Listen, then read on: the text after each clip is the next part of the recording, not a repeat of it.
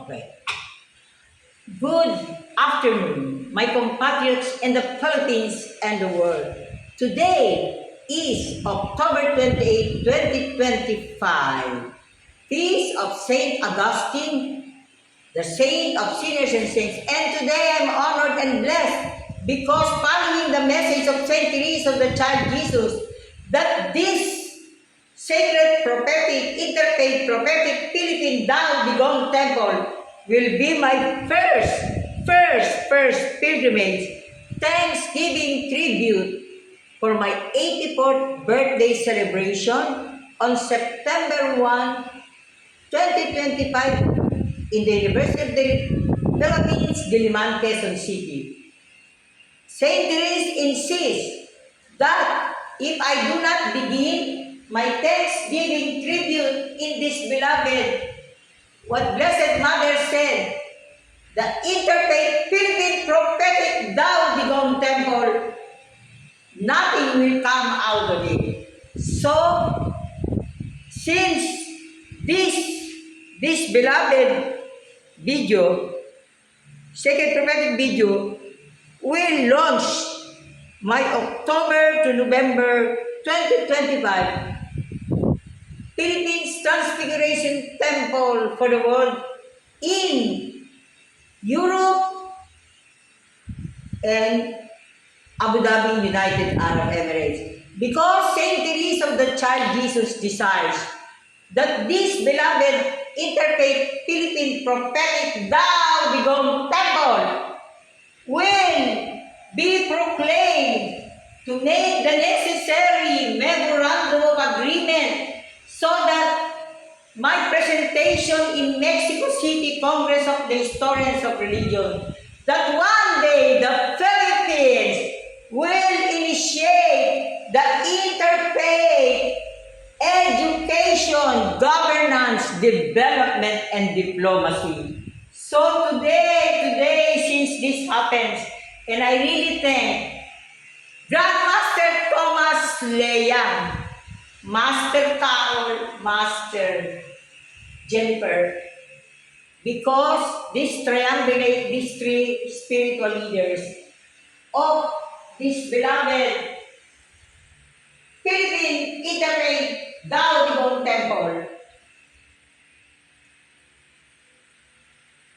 it is the fulfillment of Saint Teresa of the Child Jesus' birthday gift for me, for my 84th birthday, to be held in the University of the Philippines, Diliman, 3 heritage sites, one in the UP Oblation, and the second is in the UP Covenant Monument, and the third is the UP Diliman College of Arts and Letters, named after Dr. Rizal as the national global hero.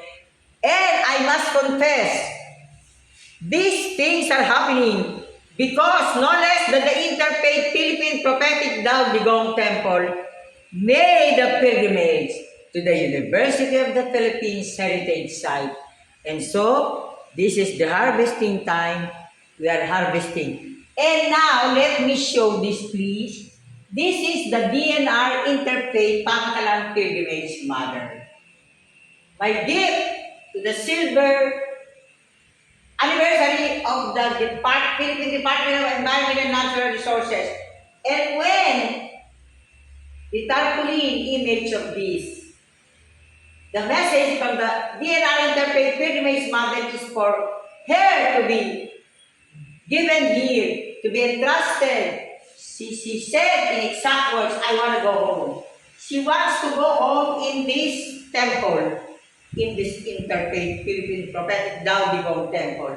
And because of that, is born the Mother of Mercy, Mother of Interfaith Graces, for peace, unity, and prosperity. And this is also the radiant sign, and this was gifted to Grandmaster Thomas Leyan, the pearl. So you can see, even this one, the statue of Saint Pope John Paul II, the Interfaith Pope, I have entrusted the other images in the other temple, in the other side of this prophetic Dao Digong temple. Because according to Saint Joseph, I